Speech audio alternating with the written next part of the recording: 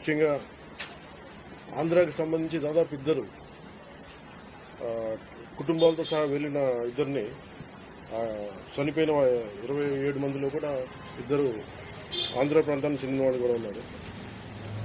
వాళ్ళని అడిగింది మీరు హిందువులా కాదా అని చెప్పి వారి కుటుంబాల ముందే, వాళ్ళ పిల్లల ముందే, వాళ్ళ సహధర్మచారుల ముందే మ్యాగజైన్ ఎంటీ చేశారు, తల లేకుండా చేశారు.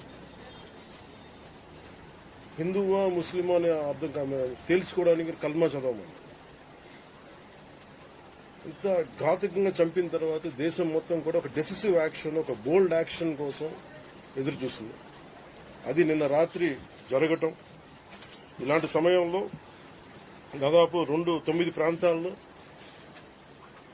15 కిలోమీటర్ల నుంచి దాదాపు 200 కిలోమీటర్ల లోపల వరకు వెళ్లి భారతదేశ సైన్యం అక్కడున్న మిలిటరీ ఎస్టాబ్లిష్మెంట్స్ కి దాడి చేయకుండా, అక్కడున్న సివిలియన్ క్యాజువాలిటీస్ లేకుండా కేవలం ఎవరైతే ఉగ్రవాద సంస్థలు ఉన్నాయో, ముఖ్యంగా